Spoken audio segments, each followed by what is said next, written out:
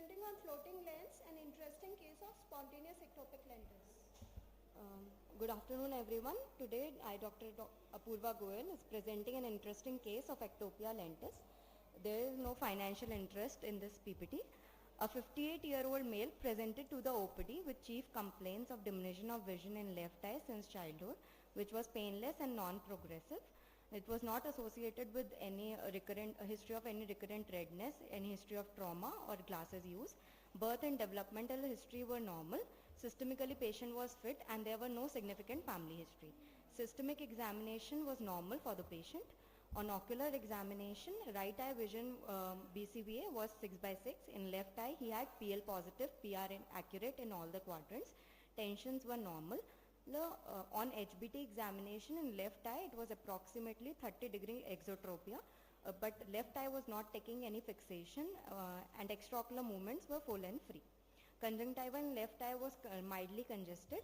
On slit lamp examination, cornea had mild edema with DM folds. In anterior chamber, a clear lens could be found within the bag in the anterior chamber and it was touching the endothelium superiorly from 10 to 2 o'clock. On making the patient lie down for fundus examination, it was found that left eye lens has drifted into the vitreous cavity. So on indirect ophthalmoscopy, we saw in left eye the lens was lying on the macula and there was a large macular scar. Cup-disc ratio was 0.3:1 and right eye was normal. Keratometry and axial length are normal. So we did ultrasound B scan for the patient and nucleus was found in the vitreous. It was confirmed that nucleus is in the vitreous cavity as it can be seen in axial and inferior scans, and as well as there are few vitreous opacities in whole of the cavity. So diagnosis was made as right eye refractive error and in left eye it was ectopia lentis query post-traumatic. A patient was now planned for left eye pars plana vitrectomy with lens extraction. On per-op, this is the per-op photograph for the patient. The lens can be found in the vitreous cavity and there is a large macular scar. Types of ectopia lentis, it can be simple ectopia lentis or ectopia lentis et pupillae. It can be due to trauma or associated with any syndrome. Various complications can be caused due to ectopia lentis such as amblyopia, corneal decompensation, chronic iridocyclitis, pupillary block glaucoma, angle recession glaucoma or retinal detachment. But what was interesting in this case was there was no history of trauma. It was not syndromic. It was a quiet eye and there was a long history of diminution of vision. The lens could have gone back and forth multiple times, but still there was minimal corneal decompensation. Treatment for such cases is initially we'll like to rule out any syndromic association. Then we'll like to correct any refractive error which could be corrected by glasses or contact lenses. We can do laser peripheral iridotomy in cases of pupillary block glaucoma. Surgical management is indicated in case there is lens-induced glaucoma or the lens is in the anterior chamber and touching the endothelium. Visual acuity is not improving with refractive correction. There is retinal detachment or there is lens in the vitreous cavity. Various surgical techniques can be employed such as pars plana vitrectomy with lensectomy, cataract extraction with anterior vitrectomy. We can put IOL like ACIOL, iris claw IOL, SFIOL, PCIOL with CTR or CTS. The take-home message from this case is, in cases of ectopia lentis in the anterior chamber, patient should be advised prone position and early surgery is to be planned to avoid endothelial decompensation as well as any retinal compromise. And a thorough examination should be done in each case to locate the elusive lens. Thank you. Nice presentation. So the patient was not picked up before 58 years? No ma'am, he presented first time in the OPD with the complaint of diminution of vision. Thank you. Thank you.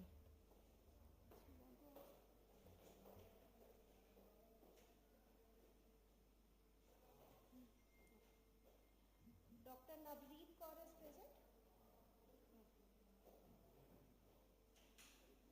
Dr. Priya Singh, Kirandeep Kaur, Jitendra Vidani. You can come. Okay, Dr. Manish. You can come. Doctor?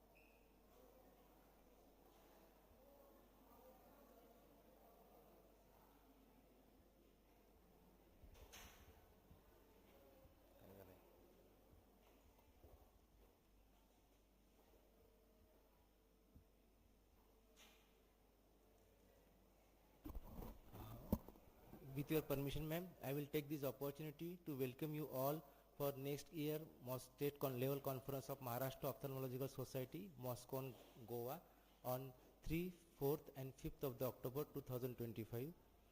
I request you to please register. Thank you.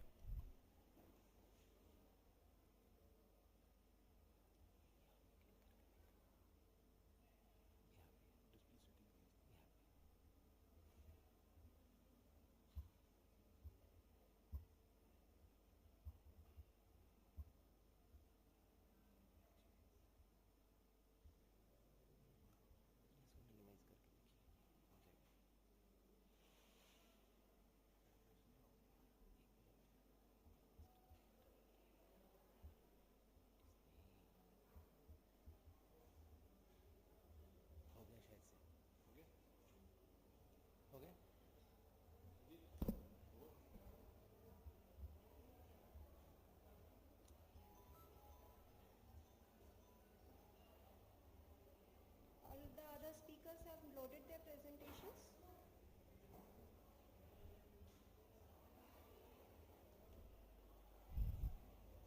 In the meanwhile, others can, if anybody is ready, you can present. Should I call the next speaker? Dr. Navreet, are you ready?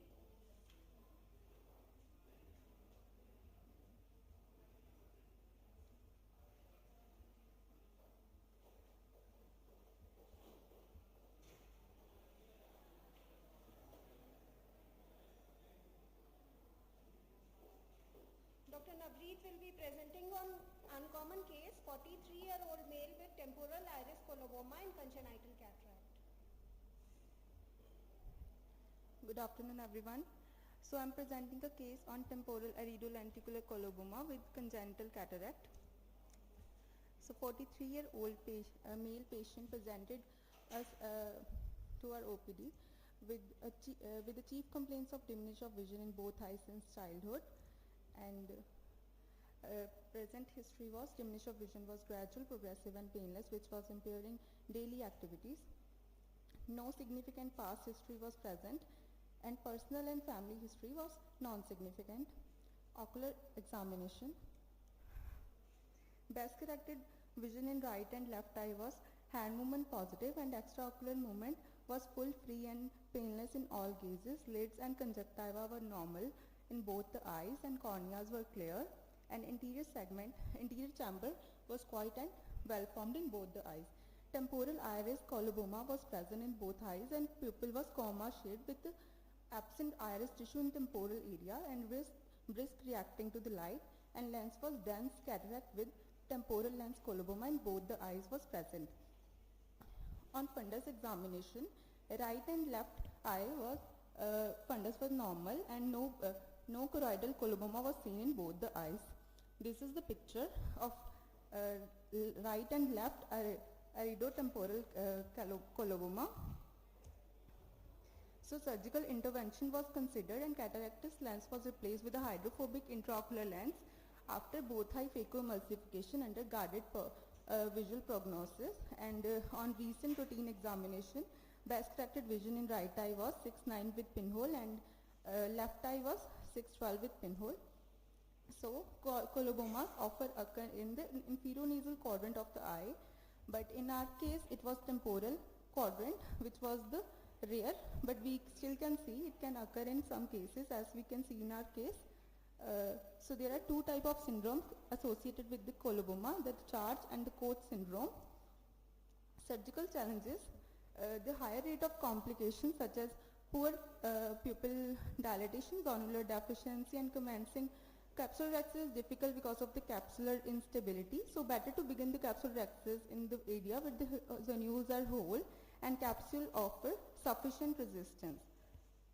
So high molecular weight dispersive viscoelastic substance should be used over the colobomatous area to stabilize the chamber during emulsification, and on performing automated aspiration, tip movement should be such that it should avoid the risk of traction on the ring and the capsular bag.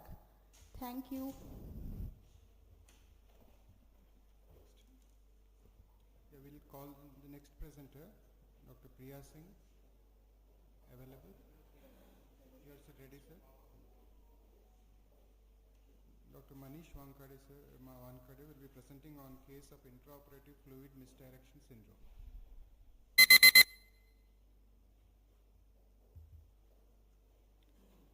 So, good afternoon everyone. Myself Dr. Manish Wankade, and today I will be discussing a simple case how it turned out to be a complicated. A normal for 63-year-old female with normal age-dated cataract with grade 2 to 3 nuclear sclerosis was planned for under cataract surgery to undergo the cataract surgery under peribulbar anesthesia, routine phacoemulsification. My phaco settings were normal as we do for this type of normal cases. After making the initial incisions and rexis, I planned for a cataract removal, routine phacoemulsification under direct chop. Everything went well. There was nothing suspicious while operating this case. As the case progressed, I started with my bimanual irrigation aspiration to remove the cortex. Initial first half of the cortex was removed very happily, and we were planning for a lens to be brought in the AC OT, and then problem started. The anterior chamber starts shallowing so much so that any maneuvering felt risky. The PC start bulging upward, and introduction of any instrument was most probably like it will be touched the posterior capsule, and then sometimes the complication happens when we least expect them, and this was the same case.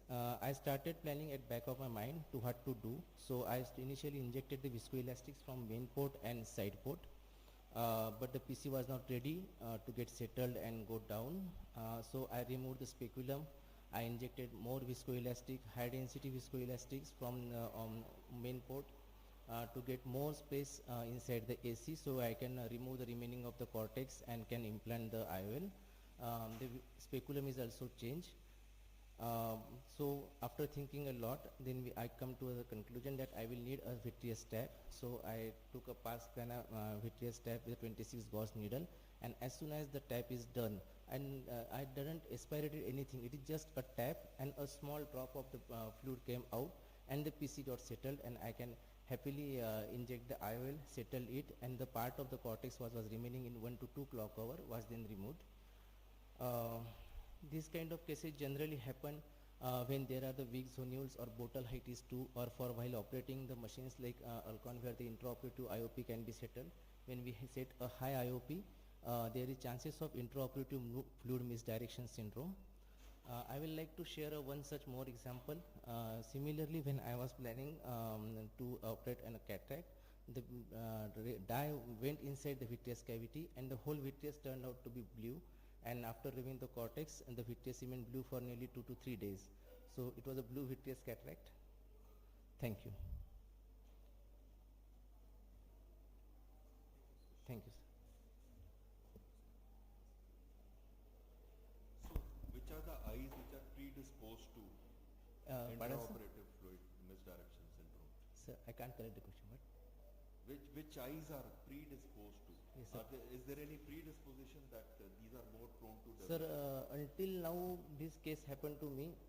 After that I researched and studied a lot, and many seniors give me advice that the cases where we have done a preoperative vitrectomy, eyes which underwent a vitrectomy, eyes which are high myopia, then high hypermetropia eyes where we are operating under high anterior chamber pressure or operative IOP, the eyes are more prone for this, and rather than other eyes like post-traumatic cataracts, the eyes which have suffered and some kind of trauma with a zonulopathy are generally prone for the fluid misdirection syndromes.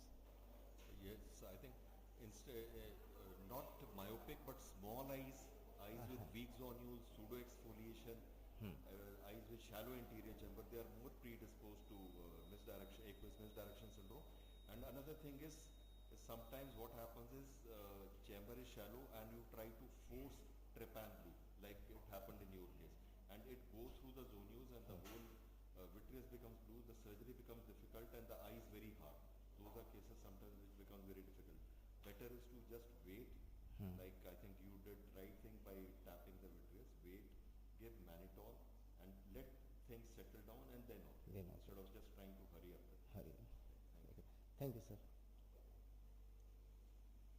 I would like to invite the next speaker. speaker, Dr. Jitendra. Are you ready? Dr. Jitendra will be presenting on phaco and soft cataracts.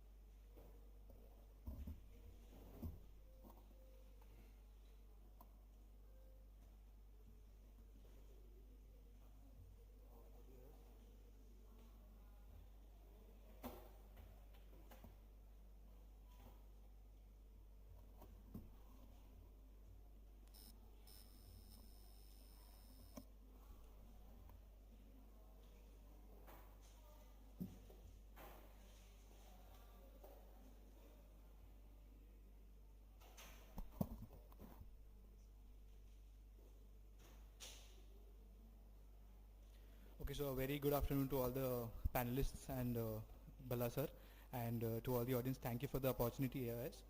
So myself, Dr. Jitendra Vidhani, and came show from the land of peace and growth, and I would be talking on phaco and soft cataracts. So case 1, 33-year-old male patient, right eye amblyopic with PSC and grade 1 cataract. Right eye vision was finger counting 3 meters. Left eye vision was 624. Left eye operated 1.5 years back. GBP consent was taken because he had amblyopia. So well-sized, good-sized rexes was done, and then the import is created, and I'm just trying to like remove the excessive OVD. Hydrodissection and hydrodelineation is done, and the lens automatically pops out. So I just don't try and push it back in the bag. Because it's a soft cataract, so I would like it to stay there, and then directly I would go and emulsify it with the probe.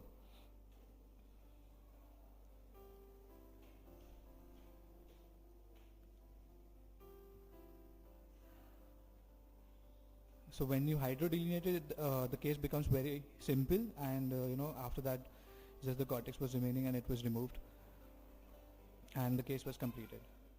Case 2, a 6-year-old female patient, diabetic and hypertensive since 10 years. Right eye was operated 1 year back. Right eye vision was 6.6.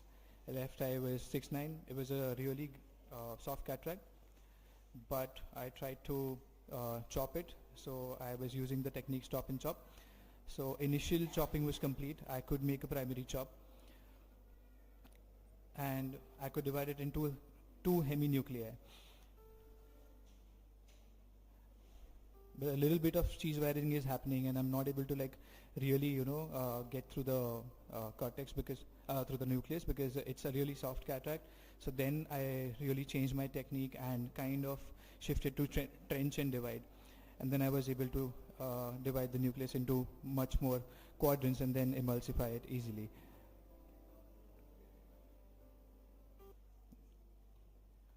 Uh, 51-year-old male patient, right eye grade 1 cataract, right eye vision 624, left eye vision 618 parts. The IL power calculated was 20.5, a little bit on the myopic side. So in this case again, the initial chopping was done with stop and chop technique, and low parameters were used on the phaco machine. The power was not there. I had kept it on 10 probably. And again in this case, I was not able to like chop it completely, so I shifted to trench and divide, and then I was able to divide it into multiple pieces. And once that gets separated, even if you have 2 heminuclei, then you can really emulsify it very easily. And then the epinuclear plate is removed with the probe itself.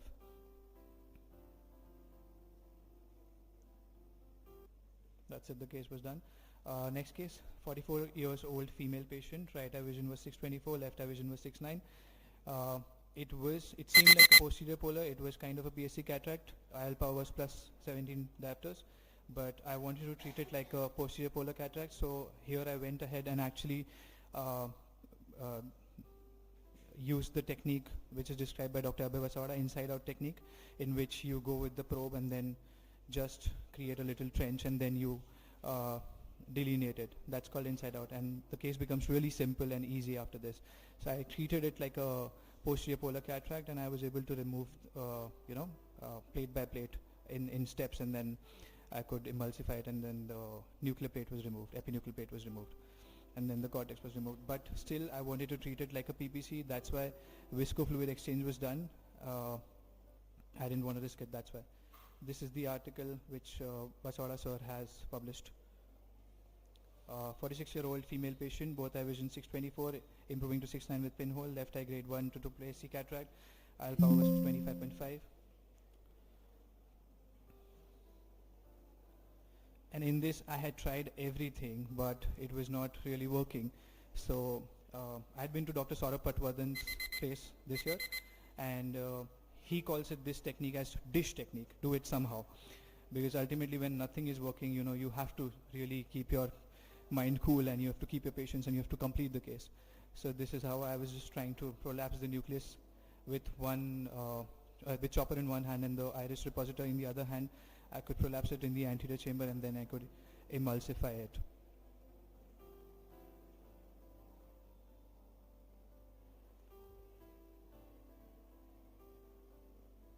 So soft cataract, my pulse. Soft is harder. Accept it first of all. Do an appropriate size rexis. Use a good dispersive OVD. Viscoat in my case, like we use, to protect the endothelium, and good cohesive OVD, Helon, to protect the procedure capsule. Hydrodelineation is a must in soft cataracts. Have multiple techniques in your armamentarium. Always attempt chopping first, if possible with low parameters. Otherwise, if that doesn't happen, go to trench and divide. Hydroprolapse the nucleus, and if there's no shame in emulsifying the nucleus in the anterior chamber if you have used a good OVD. Inside out can be attempted in only PPCs, but in my experience it can also be done in soft cataracts. If nothing works, in case of cheese wiring or ball formation, dish technique is something that I would go to. And last but not the least, keep patience, have patience, and it's not over until it's over. Thank you. I think very nicely explained. Soft cataracts are harder than hard cataracts.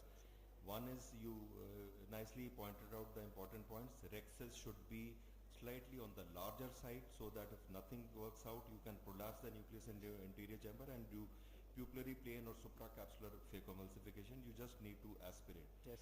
And not only hydrodelineation, which you rightly specified, even hydrodissection should be very good, so that nucleus should rotate. Yes. If only hydrodelineation is there and hydrodissection is not proper, then it becomes very difficult, because you may be able to remove part of the nucleus, but rest it. Greetings from my infirmary. Today we will present to you a case of senile Hydrodissection, and rest you should be adept at all the different techniques, so that if one technique doesn't work out, you can try, can make a small burrow and then try to chop, or you can do stop and chop, or if nothing works, do divide and conquer. Yes, sir. Even that can be done. Right. Thank you. Agreed, sir.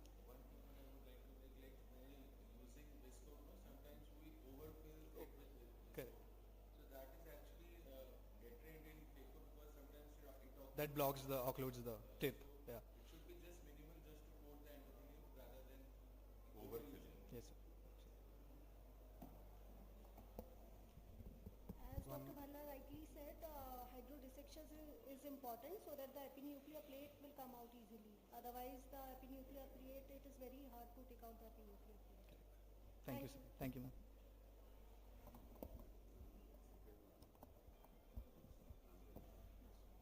Next person. Now I would like to invite Dr. Dhaliwal Ranjit Singh for his presentation on Dr. Bormani's endo-expression technique of nucleus management in manual SICS. Good afternoon, everybody. Sorry, Dr. Dhaliwal needs no introduction. I'm He's just pioneer in running small back incision. from LR1 because the mail that I received said just cases was supposed to be in LR1. So I was sitting there. Nice, we did not miss your talk, sir. So I'll not be talking. The video has a voiceover. Manual SICS in premature cataract, in mature cataract, Dr. Boromani's endo-expression nucleus. Sound, please. Sound. Sound on. Audio visual, please increase the sound. Sound is not coming. Greetings from my infirmary. Today we will present to you a case of senile mature cataract in a diabetic patient.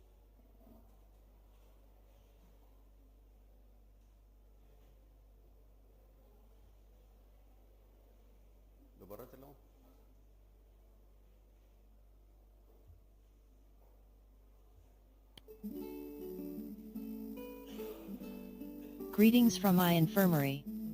Today we will present to you a case of senile mature cataract in a diabetic patient being taken up for a superotemporal manual SICS. The surgery starts with minimal conjunctival peritomy and cauterization. A partial thickness scleral incision measuring 4.5 mm with an aim to neutralize 0.75 diopters of astigmatism is marked, supplemented with Blumenthal side cuts. Ametropia is planned for this eye. Sclerocorneal dissection starts in the center of the incision with a crescent knife, moving towards the peripheries, dissecting the tissue as you come back. The side pockets have been designed to accommodate nucleus and to prevent an astigmatic surprise.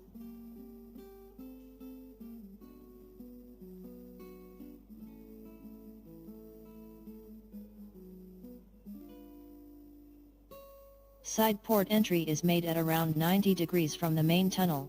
Capsule is stained with trypan blue and anterior chamber is formed with viscoelastics. A large continuous curvilinear capsulorhexis is what we aim at in such cataracts. We prefer to stay just under the pupillary margin with our cystotome. If rhexis tries to extend in such cases, it has to be detected early, as once it crosses the line of control there is no rescue. And we can't afford extension beyond the equator in any case, especially in diabetics. This aids in easy prolapse of the nucleus-epinucleus complex without any stress on zonule or compromise to the posterior capsule. Main entry is made with 2.8 mm keratome.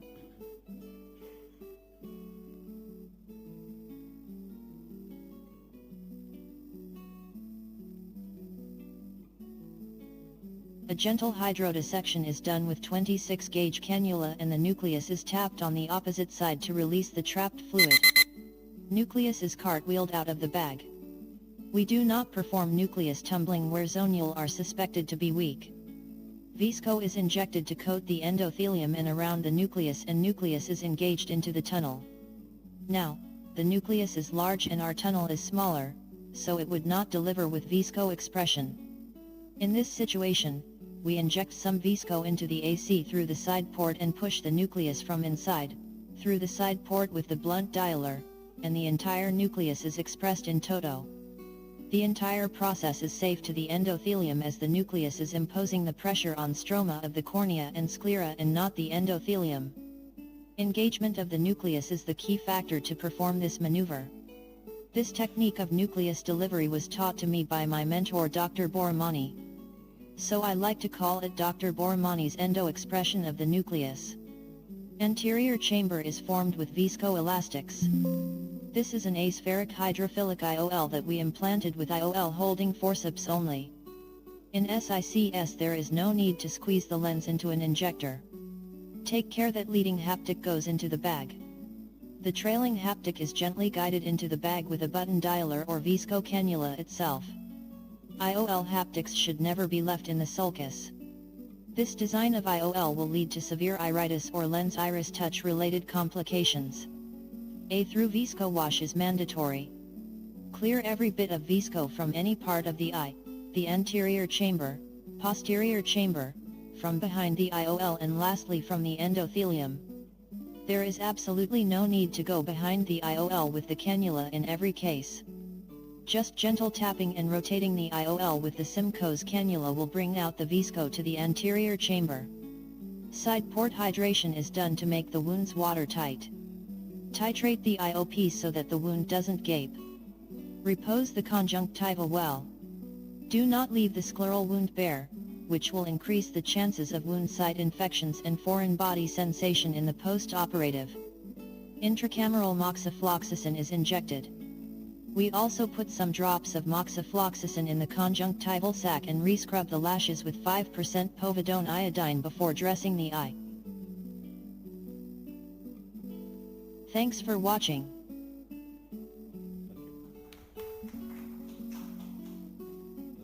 I present this video here for the reason Dr. Boromani had been doing the surgery for a long time, but the surgery had Greetings no name. from my infirmary.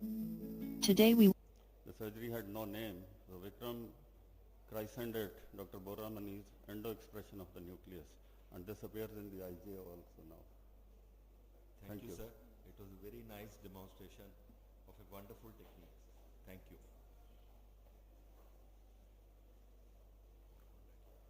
We have any other speakers left from? Dr. Yes. Dholakia, is he present? Yes, please. He'll be presenting on white glow after nucleus emulsification.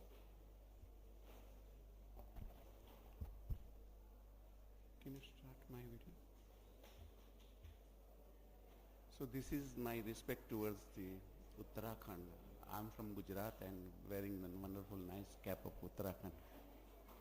Can you please, where to go from?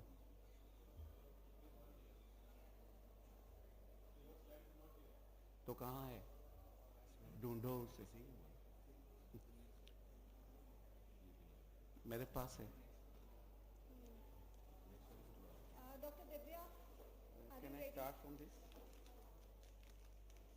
इसमें slot है. जो भी करे मुझे कोई problem नहीं. नहीं इसके बाद. अच्छा.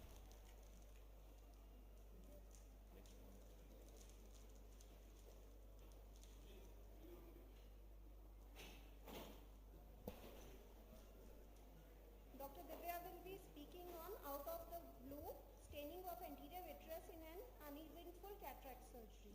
Good afternoon everyone. Topic of my presentation is out of blue staining of anterior vitreous in an uneventful cataract surgery.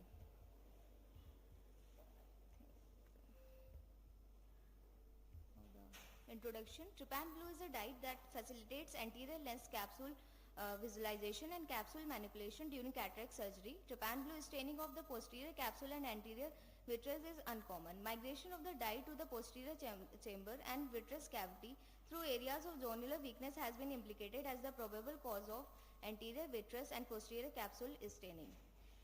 A 50-year-old man had vision of hand movement in his left eye and mature cataract on anterior segment examination.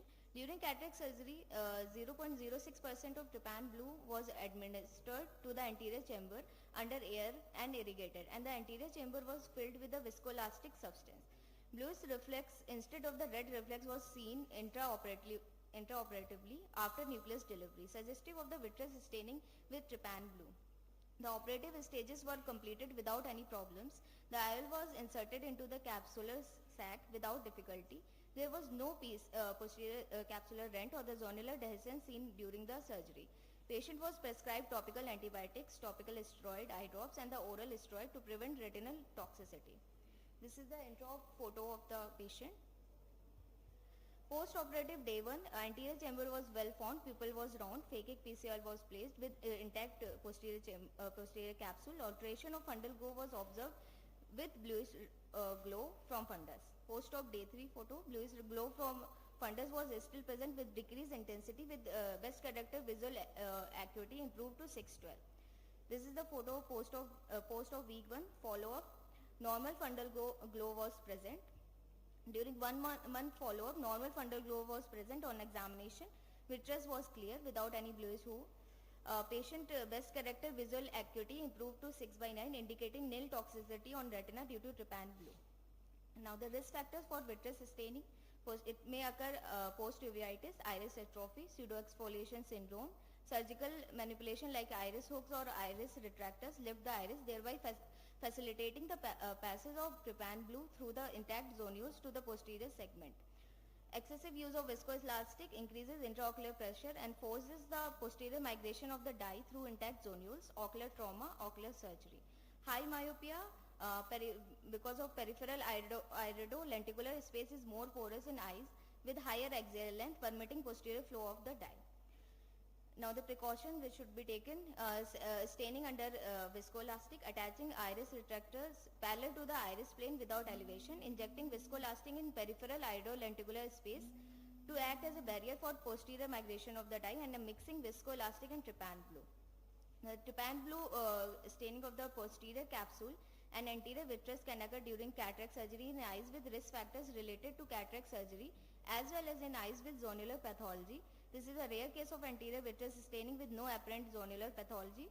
Toxic effects on retina are rare and only seen in higher concentration, that is above 0.5% of trypan blue dye. Thank you.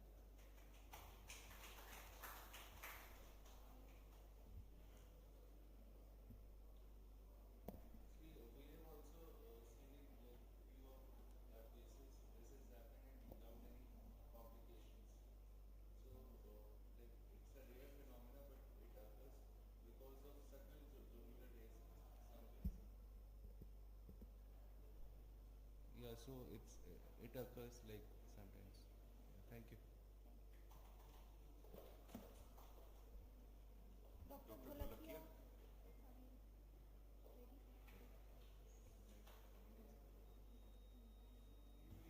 Dr. Kopal.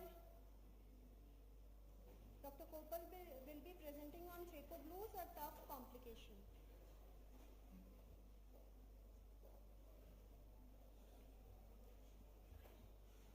Good morning all. I am going to present phaco blues, a tough complication. There is no financial disclosure. As we all know, trypan blues is used for staining anterior capsule during cataract surgery, but it can lead to staining of posterior capsule or vitreous in many cases of zonular compromise. So we are going to report few cases with similar staining in absence of zonular compromise. First of all, this is a case 1 where 45-year-old female come to our OPD with diminution of vision in right eye. There was history of trauma to right eye with wooden stick. So anterior segment examination, as we can see in this image, it reveals iridodialysis and there was subluxation of lens.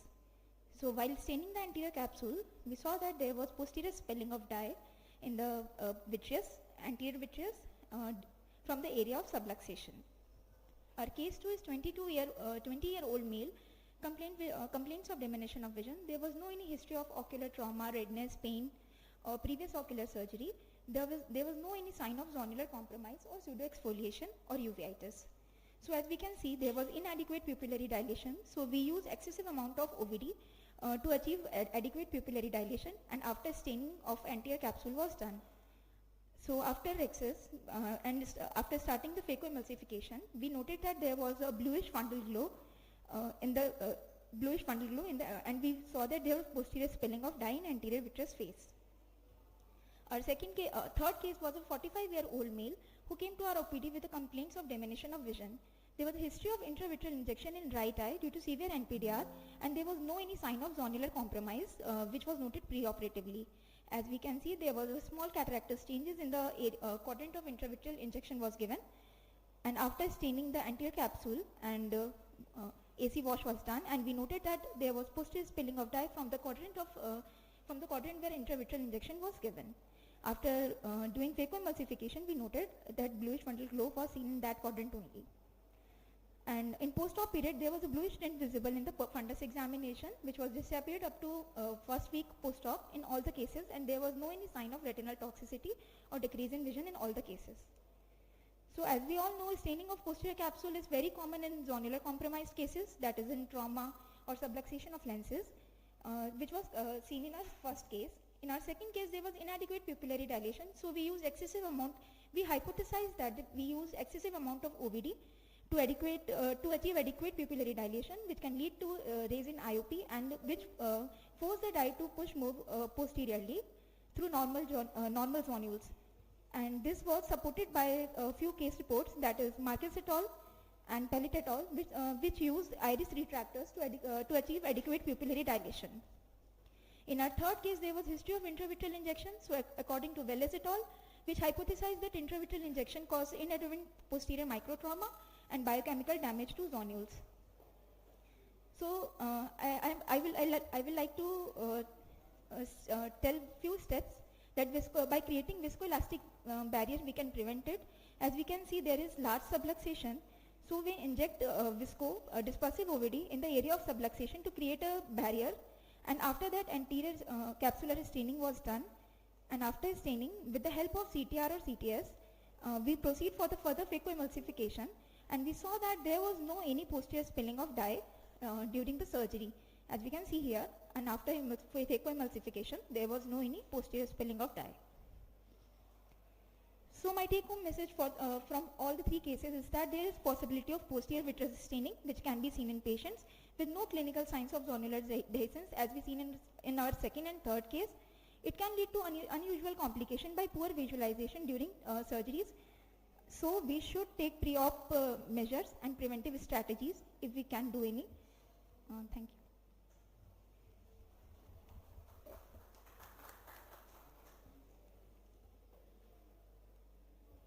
So, Dholakia, your presentation is ready. So main thing is, although the surgery becomes difficult with staining of the vitreous, there is nothing to worry illumination, increase retroillumination. So try to do your surgery slowly but patiently, and by next day this bluish discoloration, it disappears. So there is nothing to worry. Only thing is, best thing is to avoid it, but if it happens, you can carry on with your surgery.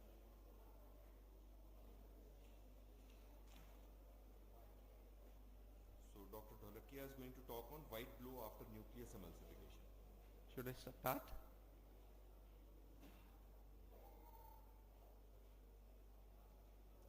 Is okay? Okay.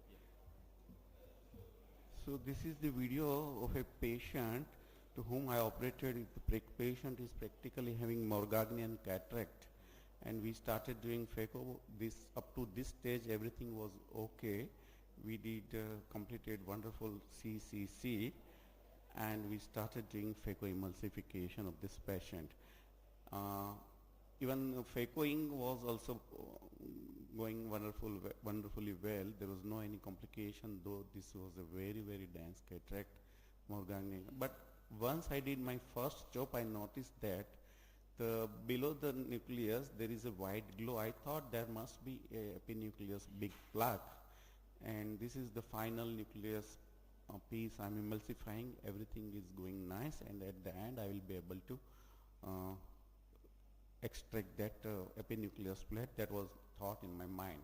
But even after completing my phacoemulsification of the last plaque, last nucleus, the plaque is not coming out. So this video I edited 2-3-4 minutes, but it took long time to me to decide what to do. There is no plaque, there is nothing coming to the tip of the phaco tip end. So I decided to do it by bimanual irrigation aspiration, and I introduced my bimanual IA in the hope of getting out that epinuclear plate. No, it's not getting dislodged from anywhere. So there was no any conclusion, there was no any reference to me that such thing might have happened, that there is no epinucleus into the anterior chamber, and there is total white glow. There was no clue what is behind the posterior capsule. No anatomical structure was seen behind the posterior. There was no glow. All the glow was white. So I decided that I will be able to do, even after doing implantation of the IOL. So I tried even 7, 8, 9 attempts to remove the epinuclear plate, but it was not there into the anterior chamber anywhere. Finally, I decided to do the implantation of the IOL. After doing all these efforts, it was vain. As I said, this video is edited, but during each step, it was very difficult to take what next should I go for. So implanted the IOL, and in the hope that once I implant the IOL, if epinucleus plaque is anywhere into the anterior chamber, I'll be able to remove after implanting the IOL. The lens implantation is completed, and in the hope of getting out that white epinucleus plaque, still my hope was there. I'll be able to give the vision to the patient. But that was also of no use. I'm not getting out the epinucleus plate because it was not into the anterior chamber. All the epinucleus, all the cortical matter, all white nucleus and epinucleus might have melted and gone into the posterior chamber through this misdirected, what we call it misdirected aqueous flow. But it was pre-operatively. This patient was having cataract since many years. So finally I decided to give up, and I thought what nature has decided will come to the conclusion. Because I'm not, my time is up, but some time was wasted, so please bear with me. Finally, I just concluded the case, and now my next slide. So this was pre-operative B-scan USG. There was no concluding factor. It was showing PVD and some vitreous opacities. And this was the first day post-op picture. There was total white glow. And this is first week post-op. And it is same white glow was there. But between first day and first week post-op, there was little clearance of the white glow. So I was a bit hopeful that this lens matter will be absorbed, and I waited, and I asked my patient also to wait. My retinologist asked me to go for vitrectomy, but patient didn't agree, and me, myself, and patient's relative were in favor to wait for still more. And this is first month post-operative, all lens matter were absorbed, and we prayed the God, and it worked. Do vipassana sadhana, do lot of things, you will definitely get answer. You will be able to, do it yourself and believe it. This is happening. Thank you very much.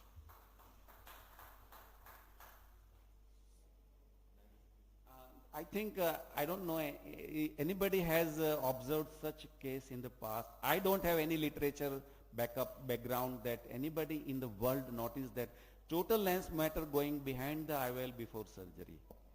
So this was first case for me. And the way I tackled the case, I don't know whether it was right or wrong, but what I got the information from Almighty, I went ahead and I waited for 1 month whether the white glow will disappear by its own or not. Did you put the patient on systemic? Post-operative we started a systemic steroid, local steroid, and that's it, NSAID. And yes, we started even timolong eye drops, local anti-glaucoma medication, so that we don't get IOP rise. But it was just wait and watch. Nothing more than that philosophy. Sir, we have also come across such 1 or 2 cases. This is commonly seen in Morgagnian cataracts, or long-standing. Yeah. And usually it takes 1 to 3 months to resolve. Get resolved. The nature takes its own time. Sir, have you presented this paper or anywhere? No. Somebody should make this paper and present it, so all world should get the knowledge that this thing can happen somewhere in your life. Thank you, sir. Okay, sir. Thank you very much. Dr. Narendra Singh is there? Dr. Shweta Sharma? Anybody else whose presentation is pending? No, sir. I think so. With that, we come to the end of this session. It was very nice cases which are presented, interesting cases, and we had a very fruitful discussion. Thank you, everyone. I'll request all the panelists and speakers to please join us for a group photo.